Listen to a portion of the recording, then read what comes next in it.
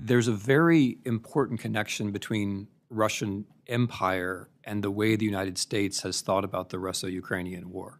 From the very beginning, we have tended to treat Russia as a real country because we're aware of its big history, big literature, big past. Many of us learned about it in school. And many of us imbibe the Russian imperial narrative, according to which the peoples that we've been speaking about today were secondary, irrelevant, troublemakers, nationalists, to somehow be dismissed. And I think that was deep under our skin and had a lot to do with the misjudgments that Americans made in general in February 2022, when we took for granted, as a society and as a polity, that Ukraine would break within a few days when Russia invaded. And I think we are still in a process of de-imperializing or decolonizing our own minds vis-a-vis Ukraine. I think we have seriously underestimated the potential of the Ukrainian armed forces and the potential of Ukrainian society, partly because we have taken in imperial assumptions ourselves. And it seems to me that that should be a part of what we're talking about today. So part of being an empire is controlling the discourse. And to a large degree, the Russians have been able to control the strategic discourse, setting up for us new rules in war, which have never existed before.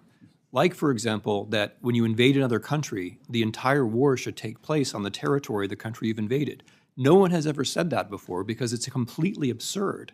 And yet somehow it's been accepted in the United States as normal that this war should be fought on Ukrainian territory. There is no precedence for that kind of idea.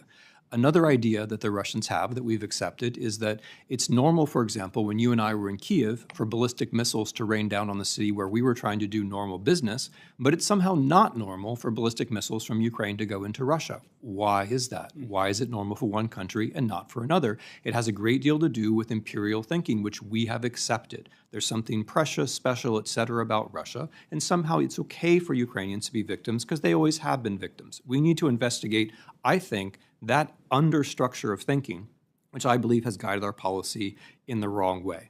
So as far as empires are concerned, I'll return to what I said at the end, trying to respond now to your question about a victory plan. I believe the Ukrainians are right about something that they're hard-pressed to convince us of, and I think what I'm saying now is consistent with the history of empire. The Russians are going to negotiate peace when they believe they are losing. And so if anyone is serious about negotiation, that person should be trying to get the Russians into a position where they think they might be losing. The Ukrainians get that, but they're having a really hard time making us understand that pairing. So when they talk about a victory plan or a peace plan, what they mean is together the West and Ukraine do enough to get Russia to a point where it might negotiate sincerely. They're not there now. Outstanding. Thank you. Exactly. And